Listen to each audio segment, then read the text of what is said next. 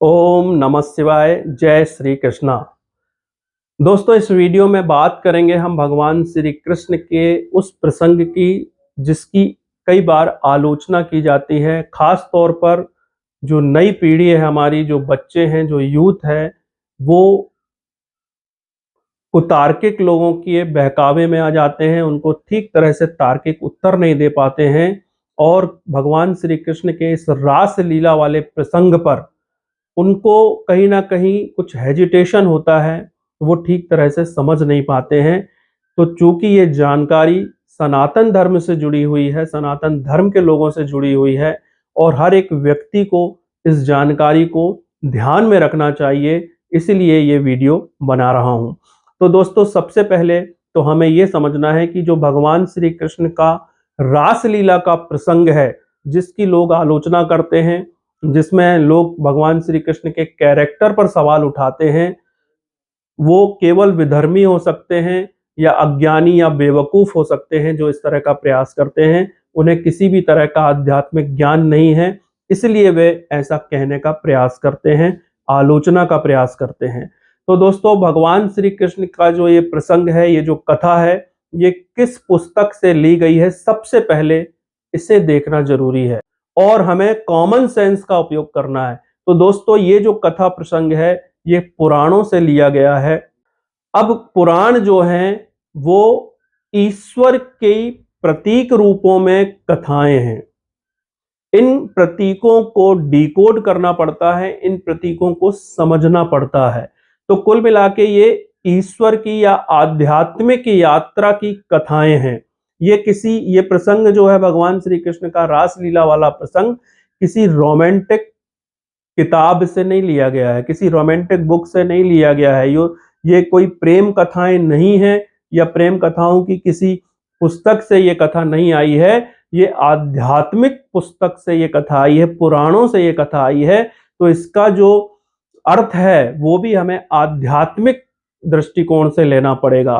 तो ये कथा क्या कहती है कि जो सखियां हैं या गोपियां हैं, वो स्नान कर रही हैं और उनके कपड़े उठाकर भगवान श्री कृष्ण ने अपने पास रख लिए हैं और वो एक ऊंचे वृक्ष में जाकर बैठ गए हैं।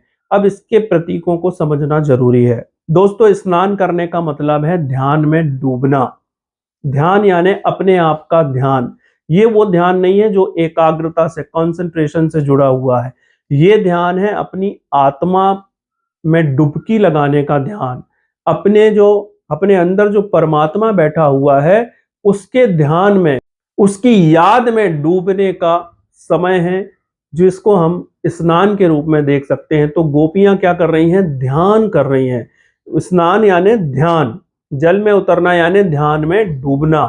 तो अपने अंदर डूबना, अपने अंदर उतरना, तो ये गोपियां कर रही हैं। अब भगवान श्री कृष्ण यानी आप उनको एक असीमित बुद्धिमत्ता मान सकते हैं, हायर इंटेलिजेंस मान सकते हैं, आप उसको ब्रह्मांड मान सकते हैं, आप कुदरत मान सकते हैं, आप भगवान मान सकते हैं। एक ओमकार शतनाम यानी ओमकार एक है, ब्रह्मा विष्णु महेश सब वहीं से जन्मे हैं और उनके सैकड़ों नाम हैं। नानक देव जी ने कहा एक ओमकार शतनाम यानी ईश्वर एक है, उसके सैकड़ों हजारों नाम हैं।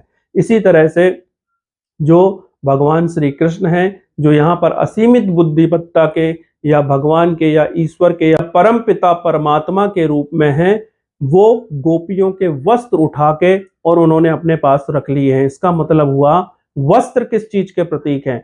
वस्त्र हैं कहीं ना कहीं अटैचमेंट यानी जुड़ाव के, आसक्ति के प्रतीक हैं। वस्त्रों से भी आसक्ति है, तो वो मोह और माया है।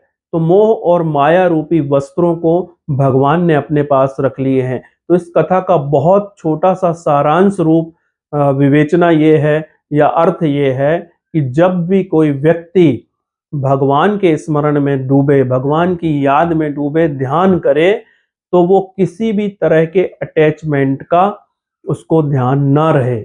वो किसी भी तरह की मोह माया के बंधनों को छोड़ के और ध्यान में डूबे, यानी उसके अंदर किसी भी तरह का स्मरण ना रहे, किसी भी तरह की चिंता या तनाव ना रहे, किसी भी तरह का मोह माया उसके अंदर ना रहे, वो इन सारी चीजों को परमात्मा को समर्पित करके और फिर जब वो ध्यान में डूबेगा तो उसको एहसास होगा, उसको महसूस होगा कि ईश्वर क्या है और ईश्वर उसके अंदर है, और वो उस आनंद को, ईश्वर के आनंद को, सच्चिदानंद को, एक आत्मिक आनंद को सहजता से जान पाएगा। ये इस कथा का सारांश है, ये इस कथा का अर्थ है।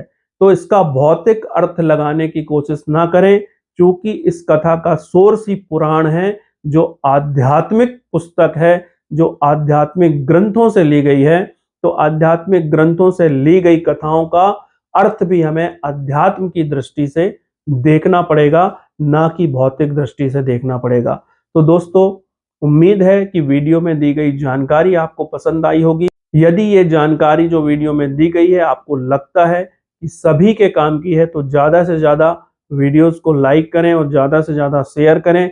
यदि आपने अभी तक हमारे चैनल को सब्सक्राइब नहीं किया है तो जल्दी से सब्सक्राइब करें। मिलते हैं अगले वीडियो में। ओम नमः शिवाय।